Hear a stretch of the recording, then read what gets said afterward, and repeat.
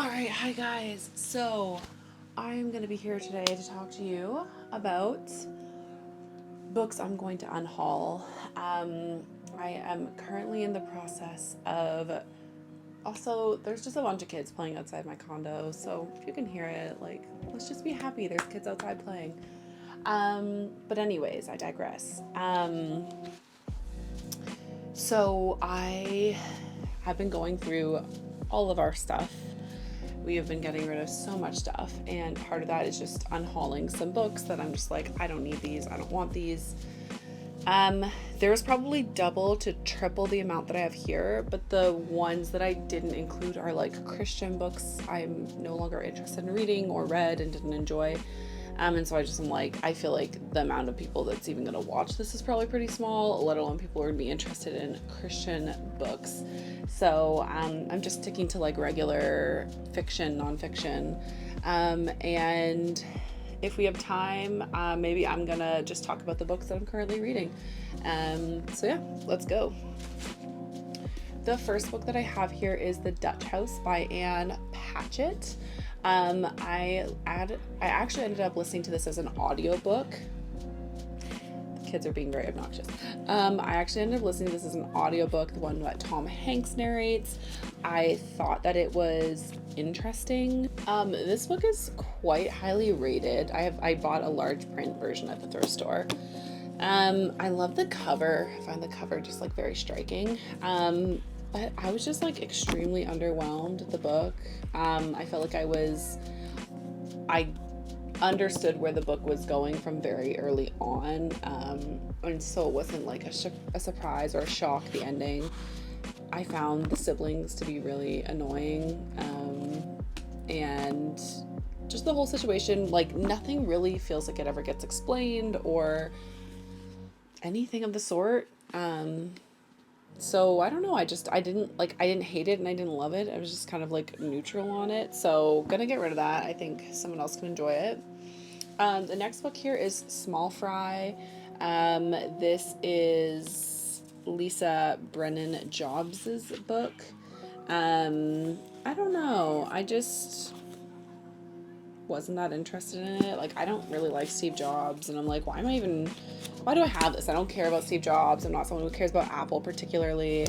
And I just needed to make room in my shelf, and like this seemed like the least interesting of the books. So I don't know, like I'm kind of wavering on it, but I have so many books I want to read, and like this just is low on the list. So getting rid of that. Patrick Rothfuss's The Name of the Wind.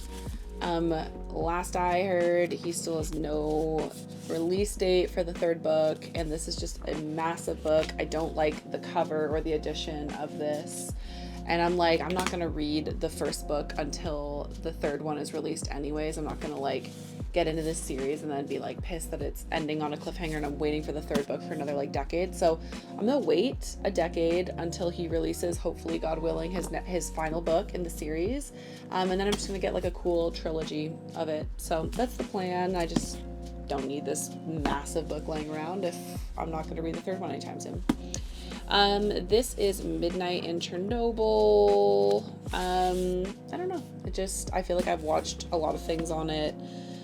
I've read a lot. No, I wouldn't say I read a lot. I've just watched a lot on it. I've watched documentaries on it. I've watched shows on it. And I just feel like, they messed up bad. I just don't need to read a whole book confirming that anymore. And I'm not that personally interested in this book. So that's that. I got this book in The Beauty of the Lilies by John Updike because I loved the cover and also loved just the name, the title. It's his 17th novel, and it traces God's relation to 4 generations of an American family beginning.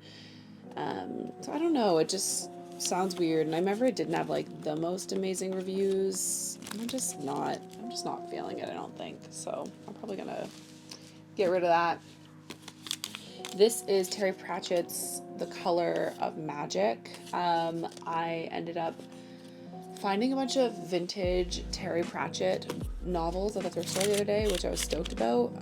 There's like 5 or 6 of them, and so The Color of Magic is one of them, and so I want the vintage cover. So that's that. And then the last one I have here is Natural Relief for Anxiety. As I looked through it and perused it, I felt like I know a good amount of this.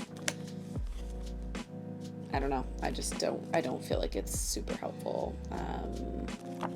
So just gonna get rid of it. The books that I am currently reading is Dune by, how am I forgetting his name? Frank Herbert, I think.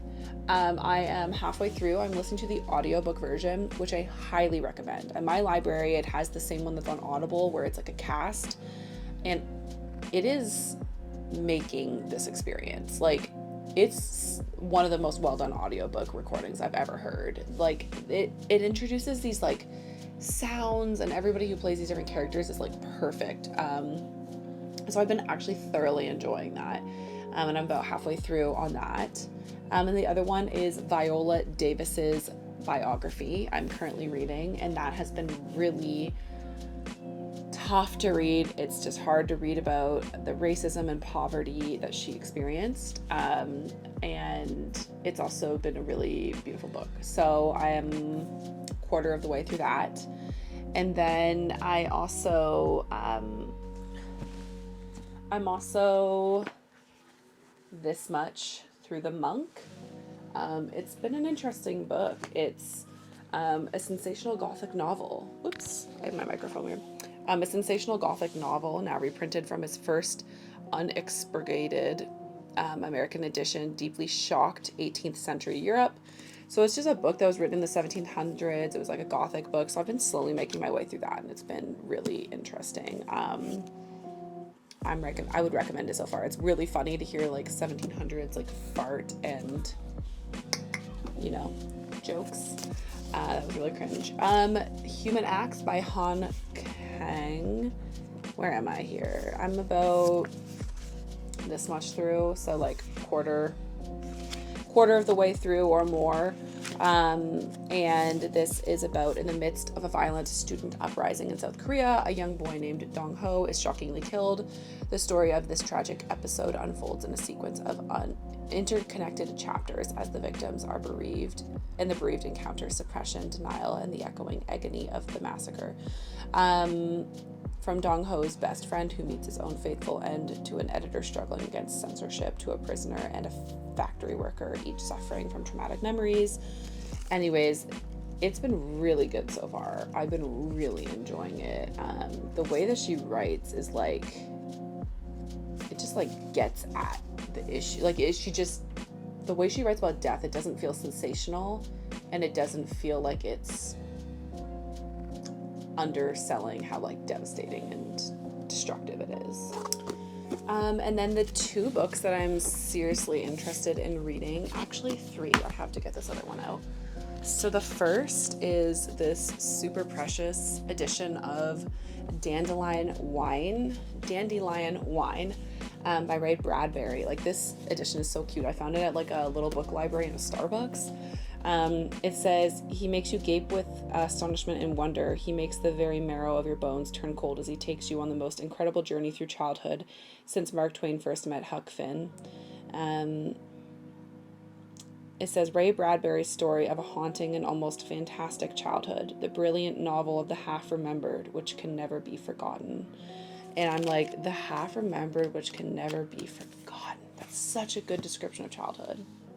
So the next book that I want to talk about is A Walk in the Woods by Bill Bryson. I have been wanting to read this for so long, and last year my husband and I really got into hiking, and it was like our date night every week was we would go for like a pretty good hike, and we live luckily right near a mountain range, so that's a huge gift.